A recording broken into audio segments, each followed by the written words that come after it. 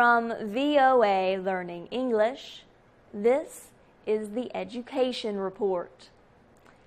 Hannah Godefa is just 16 years old, but she is busy defending the right of all girls and women to be educated. The young woman serves as a National Goodwill Ambassador to Ethiopia for UNICEF, the United Nations Children's Fund. And she is urging the UN to make a plan to end the discrimination that keeps girls out of classrooms. Recently, she spoke in Geneva to the Committee on Elimination of Discrimination Against Women. She talked about increasing girls' chances for education and protecting them from sexual and other abuse. Hannah Godefa was born in Canada to Ethiopian parents. She was appointed to her UNICEF job in January of 2013. Since then, she has visited Ethiopia and other countries in Africa. She describes the purpose of her work as speaking out for the millions of girls who are not attending school. Ms. Godefa notes that some girls do not have a school available to attend. Others have family responsibilities that may keep them from school. The young UNICEF ambassador believes cultural barriers and economic considerations also limit girls' chances. Sometimes, parents must choose whether to send their boys or girls to school. Ms. Godefa became friends with a local girl and wanted to keep communicating with her when she returned home. But Ms. Godefa's parents told her that the other girl did not have pencils or paper to write letters. Their daughter reacted by establishing the Pencil Mountain Project. She says the project has provided more than 500,000 objects, including writing instruments, for use in schools. For VOA Learning English, I'm Carla Babb.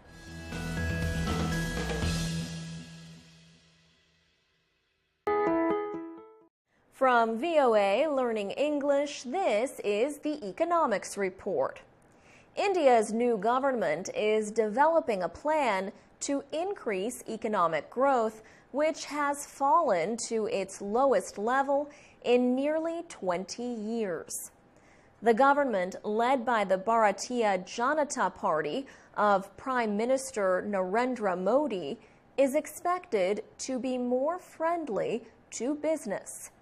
And it has promised greater opportunities for foreign investors.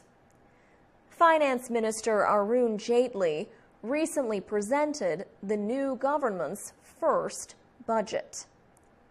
The Indian economy has grown at only 5% for each of the last 2 years. Mr. Jaitley presented the yearly budget 6 weeks after the Bharatiya Janata Party came to power. The party is trying to find chances for the 1 million people who enter the workforce every year. Mr. Jaitley said the new budget would set the government on a path to higher economic growth. Indian and foreign investors closely examined the government's first budget. They questioned if Prime Minister Modi could raise business support in the country. He had been popular with the business community in Gujarat state, where he served as chief minister. The government announced several economic reforms to show that it plans to help business. One permits more private investment in the defense and insurance industries. That amount was increased from 26 to 49%. The government also promised a bigger part for private industry in the improvement of roads, railroads, airports, and other systems. It also announced measures to help manufacturing. The government said it will establish a simpler goods and services tax to make it easier to do business across the country's 29 states. For VOA Learning English, I'm Alex Villarreal.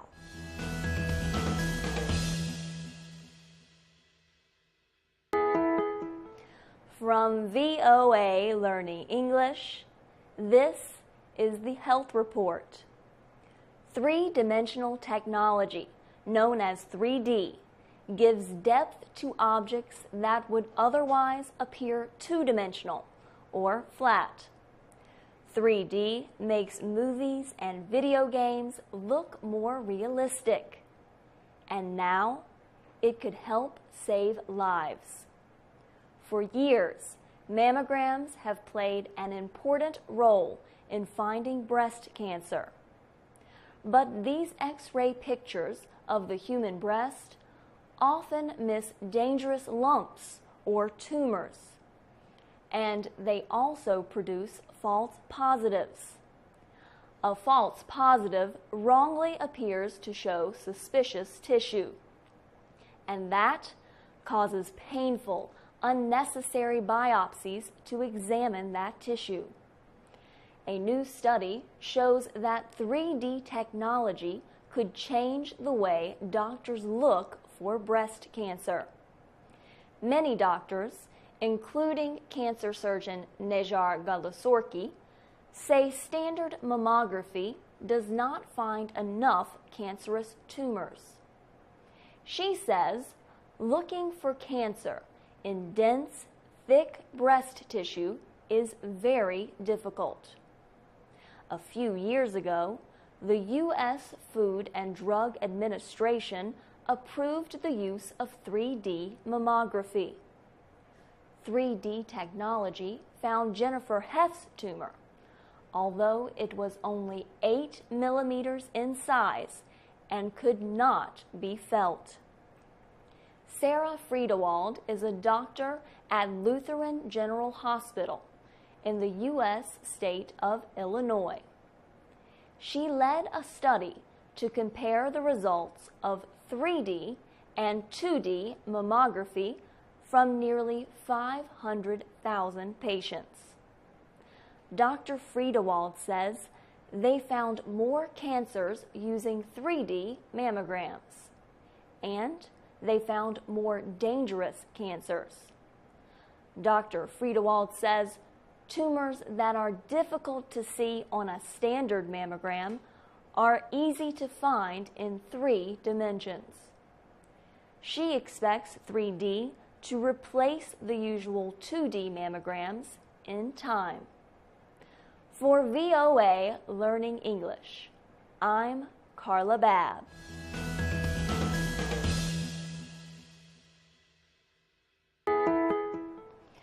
From VOA Learning English, this is the Education Report. A group of U.S. educators recently criticized American university partnerships with Chinese government teaching programs. The Chinese institutes and Chinese classrooms operate in the U.S. and nearly worldwide. They teach Chinese culture and language.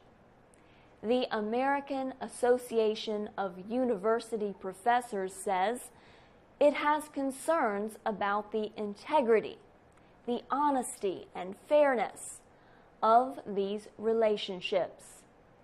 The Canadian Association of University Teachers already had expressed such concerns. The AAUP says the Chinese state agency Hanban directs the institutes and classrooms. It says a Politburo member and the Vice Premier of the People's Republic of China direct that agency. The AAUP criticizes most agreements between Hanban and the schools. It says they have made what it calls unacceptable concessions to the political aims and practices of the government of China. The Chinese People's Daily says 440 Confucius Institutes and 646 Confucius classrooms operate in 120 countries and areas. The newspaper says 70 are in the world's top 200 universities. Henry Reichman of the AAUP told VOA that the association's concerns are not directed at China. Instead, he said they are directed at the universities that negotiated the agreements for the programs. He said, if North American media reports are true, the programs often may compromise the freedom of their teachers under terms that are not made public. Chinese state media disagree with the group's statement. The People's Daily recently denounced the AAUP position. For VOA Learning English, I'm Carla Babb.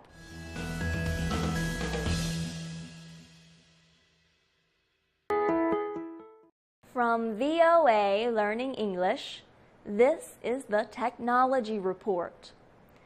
During the Muslim holy month of Ramadan, Muslims are not supposed to eat or drink anything all day. This is called fasting. People with diabetes can become sick when they fast. Now, Senegal has become the first French-speaking country in Africa to use a wireless phone application called Ramadan. The new application, or app, sends free text messages every day with fasting advice for diabetics. There are exceptions to the rules about fasting during Ramadan.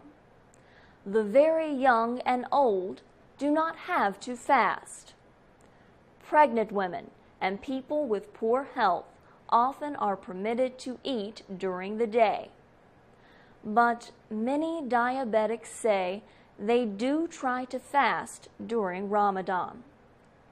They also sometimes stop taking insulin, a medicine used to control blood sugar levels.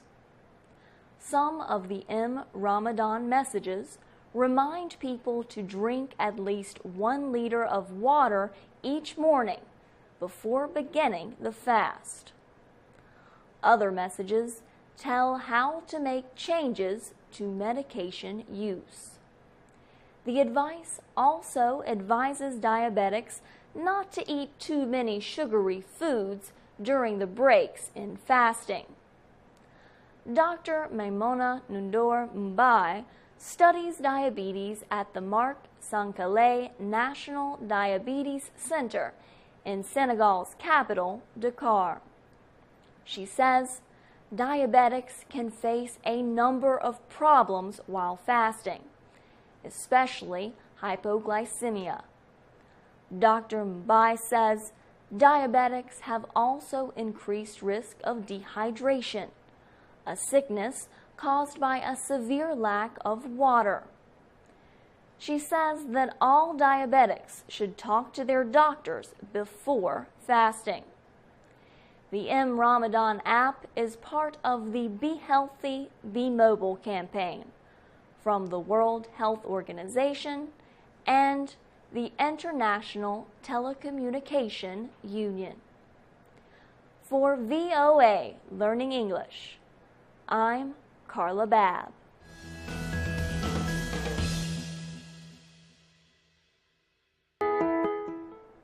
From VOA Learning English, this is the Technology Report.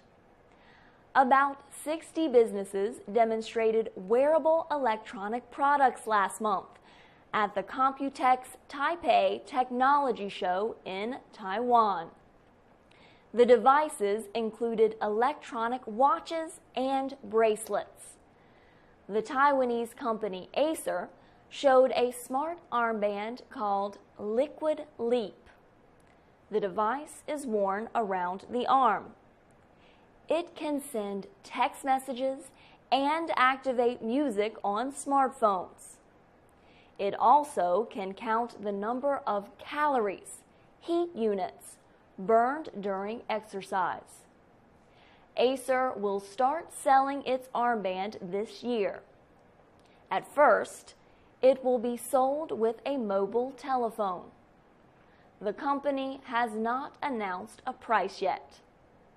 ASUSTeK Computer, a competitor of Acer, and smartphone developer HTC plan to release wearable products by the end of the year. Smaller developers exhibited many products at Computex Taipei. Guider Care of Taipei showed watches that can recognize when a person falls and send messages asking for help. The company thinks the product is good for older adults who live alone. Martian Watches, also of Taiwan, demonstrated watches that send voice commands to computer tablets or smartphones. The timepieces now sell for $129 each in Taipei. Technology experts say many wearables still have problems. Some devices lack popular applications or long battery life. Some do not have the good looks that buyers want. And prices for wearables remain relatively high. But in Taiwan, product developers think they know how to grow. Huang Han-tong is an official with the organizers of Computex. He says everyone now thinks the easiest goal to reach is to move from handheld devices to wearable devices. For VOA Learning English, I'm Carla Babb.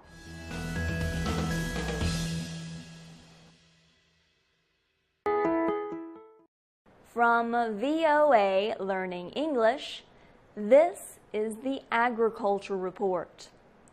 The military leadership of Thailand is ending the policy of government price support to rice farmers. The country's former civilian government established the assistance program. The new government says different measures are needed to increase agricultural development. Officials also say they are investigating charges of corruption in connection with the former policy. The $19 billion program was one of the most important policies of the government of ousted Prime Minister Yingluck Shinawatra. The former government paid farmers 50% over world rice market prices.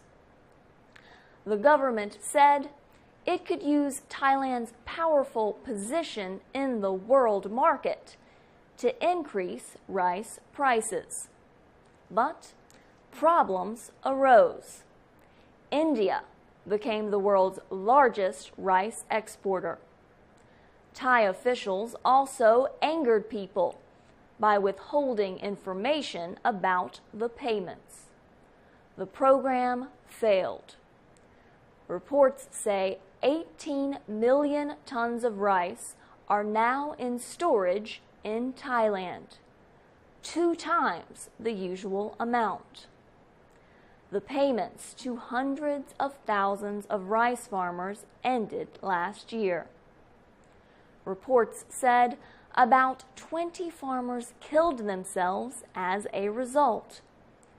Others held protests in the streets of the capital, Bangkok, to demand payment.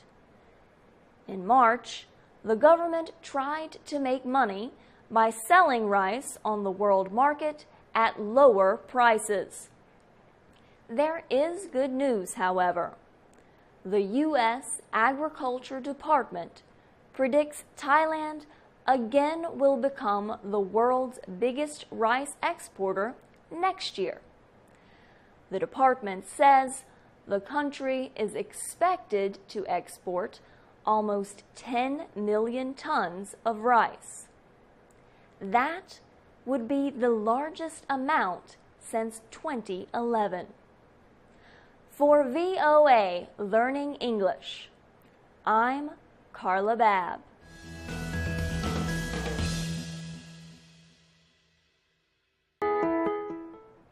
From VOA Learning English, this is the Agriculture Report. The International Committee of the Red Cross is giving seeds and farm equipment to people in the Central African Republic. The ICRC says families who fled rebel clashes in the area need the aid. Without it, they may not survive. Other families have returned to their homes, but the clashes have destroyed their farms and grain storage buildings. The clashes began in March 2013, when the mostly Muslim Salika rebel group overthrew the president. The mostly Christian anti-Balaka group then attacked the Salika group. Since then, the ongoing clashes have displaced more than 1 million people in the country. Tens of thousands of others have fled the area. The ICRC aid program targets more than 30 villages in the western part of the country. It will give supplies to more than 13,000 people. Jean-Francois Sangsu leads the ICRC office in the CAR. He says the ICRC is working with the Central African Red Cross to give agricultural aid to people who have been victims of attacks by armed groups since the end of last year. He says their fields were burned and the rebels took everything from their homes. So the ICRC decided to help them plant new crops. The ICRC says each family will get bags of bean, sesame, and corn seeds, as well as farm tools. More than 2.5 million residents already need immediate humanitarian aid. The clashes caused poor harvest in 2013, and the country has little food. The Food and Agricultural Organization reports about 95% of the country's communities say they will not have enough seeds for this year's planting season. For VOA Learning English, I'm Carla Babb.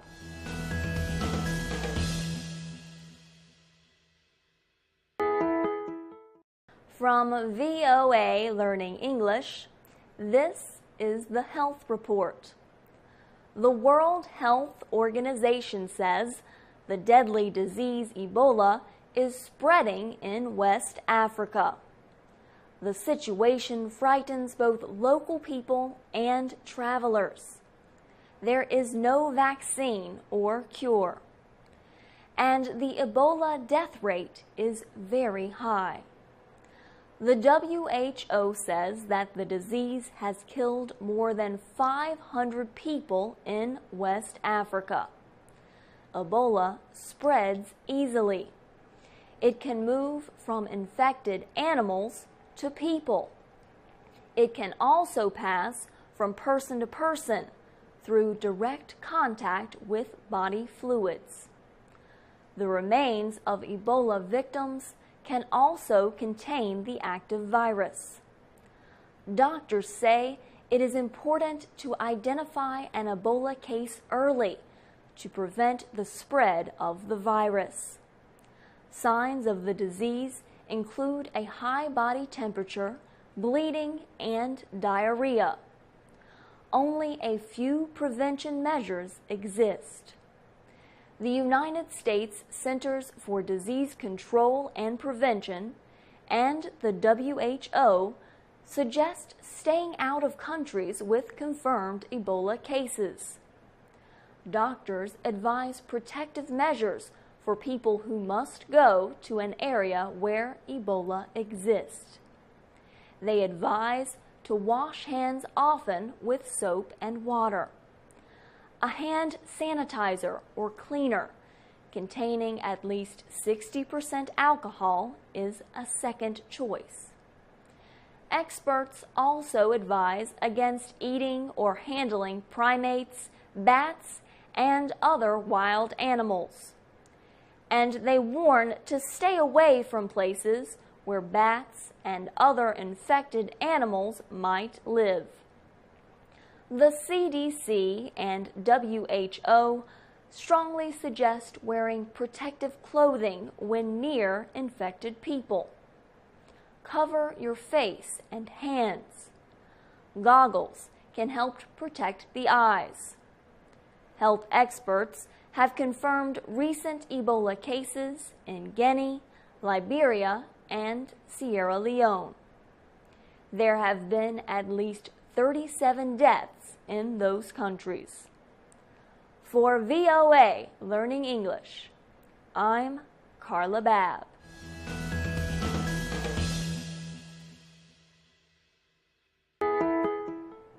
From VOA Learning English, this is the Economics Report. The Brazilian government invested billions of dollars to prepare for the 2014 World Cup. The money has been spent on infrastructure, like roads, and stadiums for World Cup events. It also has paid for security and social projects. The government says these investments will result in long-term gains for Brazil. But independent experts say effects of the spending are mixed. Urban planners say the $11 billion spent on infrastructure has created jobs for poor Brazilians. But they say this development has a price. Some people are questioning the value of police pacification units, called the UPP in Portuguese. Officials have sent these special police forces to poor neighborhoods, or favelas, to drive out drug traffickers and other criminals. Chris Fafney teaches at Fluminense University in Rio de Janeiro. He says the drug traffickers just move their operations to other favelas. But he adds that the UPP have brought some order to once lawless neighborhoods. He says these forces have opened some areas to tourism or state-supported projects or businesses. The organizing body of the World Cup, FIFA, also invested in social programs. Lisa Delpi Nirati is with Georgetown University in Washington, D.C. She says the investments have led to programs for educating young people about the environment, the disease AIDS, or the importance of staying in school. But critics note that some cities in Europe have rejected proposals to hold huge sports events to push development. They say a new model is needed if nations organizing such activities are to prevent protest like those earlier in Brazil. For VOA Learning English, I'm Carla Babb.